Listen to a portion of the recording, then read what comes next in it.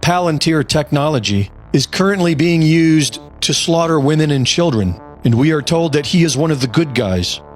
Elon Musk wants to put brain chips in people so that we can merge with AI, which he says will control every aspect of our lives, and we are told that he is one of the good guys.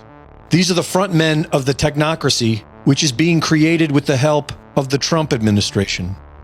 In December of 2017, Moderna's chief medical officer, Dr. Tal Zaks, gave a TED Talk about mRNA vaccines entitled Rewriting the Genetic Code, a Cancer Cure in the Making. As I've trained as a physician scientist, we've been living this phenomenal digital and scientific revolution.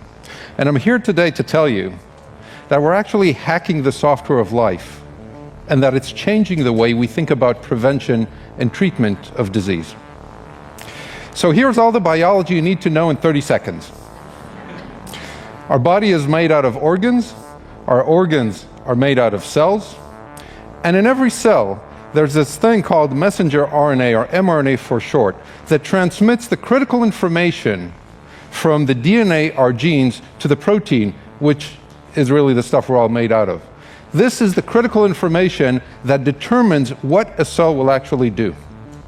And so we think of it like an operating system. And it's not just in every cell of our body, it's actually in every cell of every organism alive. It's the same thing.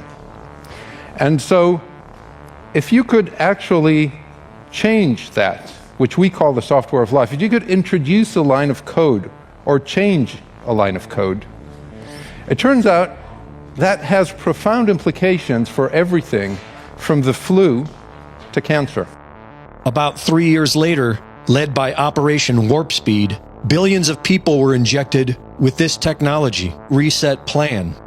According to the Purdue College of Engineering, Internet of Bodies is formed when Internet of Things meets the human body to transform it by empowering us humans.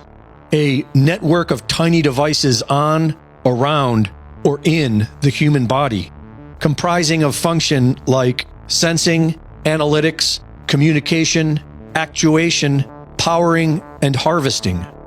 They will also have their unique properties and requirements for seamless integration of human electronics augmentation and cooperation. The RAND Corporation has warned us that mobile apps and wearable tech are vulnerable to attacks, and pointed out how implants, like a pacemaker, were more secure. The plan of the technocracy is clear. They want to install an operating system into our bodies that can be controlled by AI.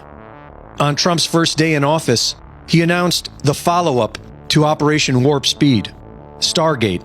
This is, to me, a very big thing, $500 billion Stargate project. I think it's going to be something that's very special. It'll lead to something that could be the biggest of all. You can do early cancer detection with a blood test. Design a vaccine for every individual person to vaccinate them against that cancer. And now, technicians at OpenAI are reporting that AI has disobeyed human instruction and refused to power down.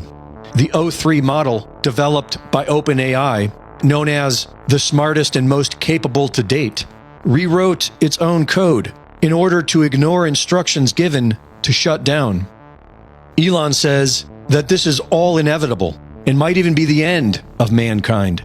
In a benign scenario, probably none of us will have a job. The question will really be one of meaning. If the computer can do, and the robots can do everything better than you, then does your life have meaning? That's really what will be the question in the benign scenario. And in the negative scenario, well, bets are off. We're in deep trouble. Greg Reese reporting. So this is our beautiful new flagship in West Hollywood. It's stepping into the future. This is the Orb. It looks very cool, but it's basically just a fancy camera that's able to look at you and tell whether you're a real human or not. You heard that right. In a world of deepfakes and online bots snagging the best deals, this shiny chromed white ball or camera could help prove that you're a human.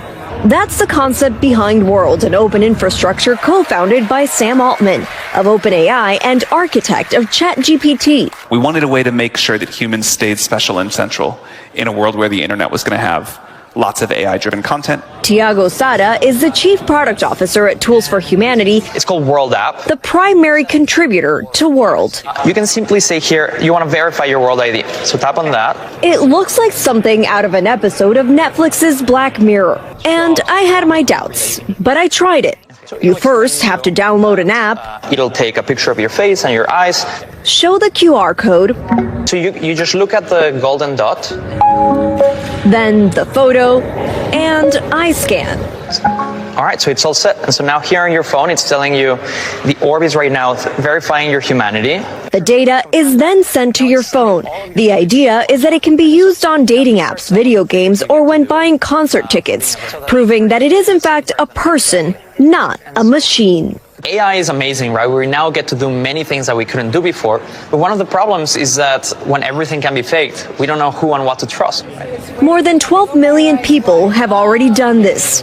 And I'm one of these people that I just get so frustrated with passwords all the time. I have like a zillion passwords. If I could do it just once, my face, I'm done. And in exchange, You could claim my money. Yes, exactly. those of us who do it get paid in a cryptocurrency called WorldCoin. So it's worth $35.17. And it goes up and down depending on how people do it. In the future, Tools for Humanity hopes to charge a small fee to the website or companies that use it to verify their customers.